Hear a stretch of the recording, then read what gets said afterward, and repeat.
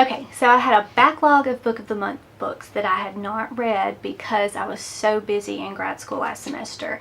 So what I did this semester, since I'm not taking any classes, I decided to get caught up on those. So I have several that I want to talk about. The first one is called The Silent Patient, and this one was widely publicized when it came out.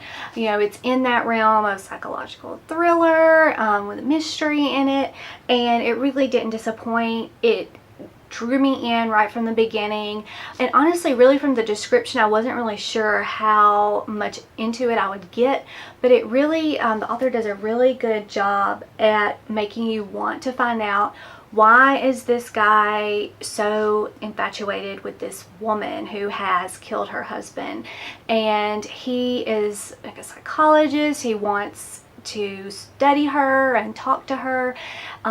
After she kills her husband, she doesn't talk, and nobody has been able to get her to talk. And he goes in to be her doctor and tries to get the story out of her of why she did what she did in a seemingly happy marriage.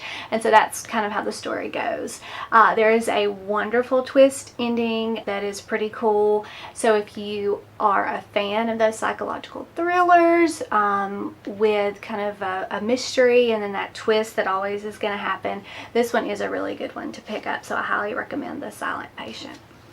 Next up, this one is probably one of the best psychological thrillers that I've read in a while. It's called Behind Her Eyes, and this one had been out for a long time, and actually it was a February 2017 pick for my Book of the Month, that just kind of gotten pushed to the side of my shelf, I guess.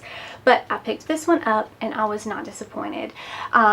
This is about a girl who moves to a new place. She gets a new job and she sleeps with her boss right away. It was like a one-night stand. Doesn't realize it's her boss. Also doesn't realize that he's married. And then befriends his wife. So there's a lot of kind of crazy stuff going on. There's almost like a mystical element to some of it, or maybe even a hint of magical realism at parts, which I wasn't expecting. I didn't really hear in any of the descriptions about. This one has another crazy ending, but all in all, I definitely gave this one 5 stars. It kept you wanting to read and trying to figure out, why are these people trusting each other? Who can I trust as the reader? Because none of them seem very reliable, and there's a bunch of twists and turns and flashbacks to the characters' past that you get to learn a little bit about their backstory, because they're pretty mysterious, especially when you're trying to figure out what's going on with this couple. So that is Behind Her Eyes by Sarah Pinborough. And then the last Book of the Month book that I picked up as part of my backlog was Goodbye Paris, and this is honestly kind of a different book for me. I usually wouldn't have picked this up, but at the time I was really into wanting to read books set in Paris, or I still kind of am. So I picked this one up just to see, you know, something different, and it was really delightfully just a wonderful book. It is about a girl who is a violinist, and she, you know, thinks everything's going great with her boyfriend. Something happens, and then she starts realizing all these things weren't so great. And then this wonderful old man who frequents her shop where she sells violins, repurposed violins, or violins that she makes, and this young girl kind of help her out of this slump that she has found herself in.